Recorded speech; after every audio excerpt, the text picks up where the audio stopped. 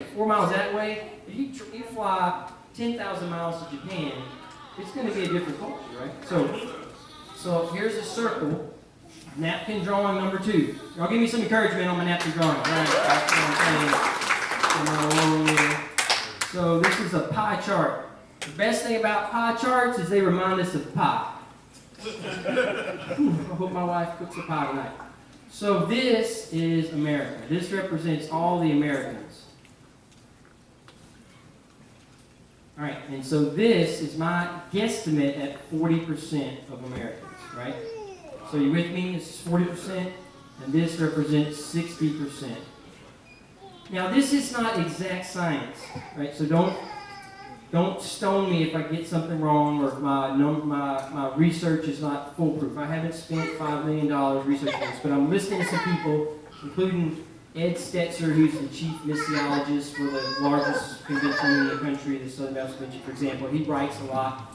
And then what they're saying is that something's happening with all these Americans. Right? There's a lot of us, we've got differences, but there's something going on. And what their research is telling them is that 40% of Americans will respond to an, I never do that, but I thought I would do it, invitation to a church event. Right? So this is saying that the way Americans look today, Americans are acting today, that about 40% are people who are likely to respond to an invitation to go to a church event. This is at the church or a church-specific type of activity. We're going to do an evangelism outreach. We're going to do a community outreach. We're going to do something, right? So if 40% are likely to respond, and this includes all the way to a trusted friend. This isn't just Facebook posts or cool-looking cards. By the way, I printed a card. You're going to like this one even more in a minute. But I printed this card, this exact card. It's got a picture of our city, just like my T-shirt. And it's got some cool words that I crafted, and I'm good at that stuff. And it's probably too many words on the back. Real cool. I mailed out 4,500 of them. Coming to an event at Stellar Beans Coffee. Not even at a church house. Real cool, vibey, action. City should be different, intriguing. So I want y'all to give me some guesses on how many people showed up with my 4,500 targeted cards to people. 5. 15. 20. 100. One person. One. So this is what I call the air game, right? Now, 60 people came, but all of those 60 came because I already knew them. I went and met them. I did the ground game. Me or someone else, but mostly me because I had the most fire in the building. Mostly me. So air game and ground game. So this includes both air and ground game, but I'm saying ground game is where it's at. So what this means is that if 40% will respond positively, they're favorably positioned to respond positively, then 60% are not likely to attend church events. And you might say, well, Paul, my neighborhood is different. Great. The South is much more churched. I'd say post-churched. Because I'm saying there are probably 196,000 people in Country Parish. There's probably about 1.3 million churches that people used to go to. Because everyone's got 5 of them. Where's the amens at? Amen. Am I right?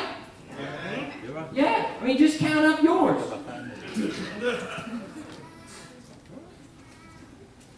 So, maybe in the South, maybe it's 50-50. All right, and again, maybe this isn't ironclad, but does this sound... So, how much of our time, energy, money, resources, attention, leadership is focused on this side? As the Big C Church. Not just Mount Olive. 80%. 80? Is that what your nomination? Any other nominations? 40. You didn't like sitting up front? I scared you? No. Well, I need to, you could have, like, offered me a gum or something. Alright, how much time, energy, money, leadership, attention do we spend on church events? And how much time, energy, because that's the people who are responding to church events. 40%, again, maybe it's 50 in the South, maybe it's 60 in Lake Charles. I don't know. How much energy, time, money, attention, just think about how much you're talking about it. Well, I wish Pastor would have done, yeah. Because that's what you're saying sometimes. Sometimes it's great, because I've been the guy speaking, and I'm sure I didn't want to hear advice and complaints, by the way, because I don't have enough emotional capacity to handle that. Take it to Jesus. Give me positive criticism. That's great. But I don't want to hear all your complaints, because I'll go home and cry, and I don't want to do that. What about 80%? 80%. All right. Any other nominations? 7. I'm saying exclude check writing.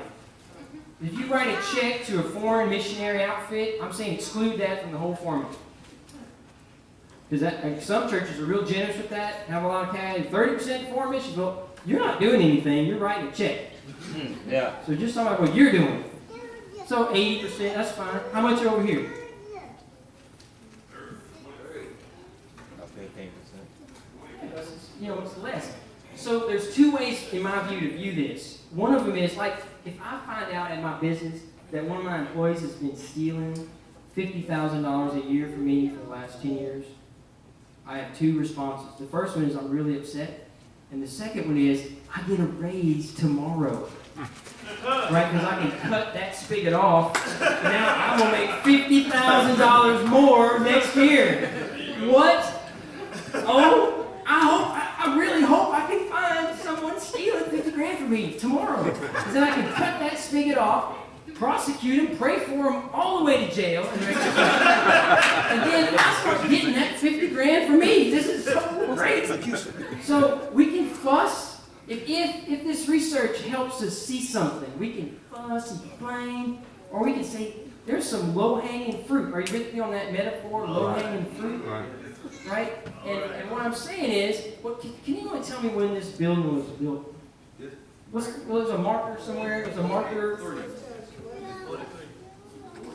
43? All right. So my supposition is, who's cement finisher? Anyone done cement finishing in this room? Dude, you are the man. That is hard. I have tried to finish a little bitty plot of like 4 foot square that I did, and couldn't get my trowel the right amount of wet, you know. And I'm sure if I did it for 6 months, I'd be better at it, but I didn't. So I think the wet cement happened for the church in America after World War II. The way we do things, and it might have been some churches, maybe it was earlier, maybe your church tradition it was earlier, maybe some it was later.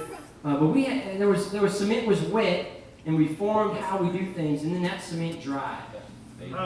And we kind of had dried up cement, which is good. Like, we're standing on dry cement. If it was wet forever, we couldn't go anywhere. So I'm not fussing about the fact that the cement dried. I'm just wondering if Americans have shifted and we have not shifted. For example, I'm not holding this. I now want to see why you put your mouth right here, because it's really loud. For example, when's the last time someone has come to you and say, man, Laney, man, my life is messed up. They're not a church person already. They're non-church. They say, my life is all struggling. Man, do you have a pastor that I can go talk to?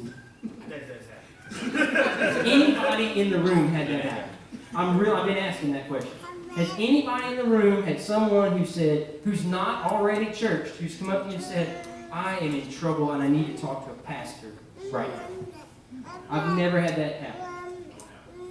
And maybe in the 50s, and I'll just pick that as the wet cement, maybe the cultural bias of America was more Christian. The cultural move, that the Christian church had credibility that was culture.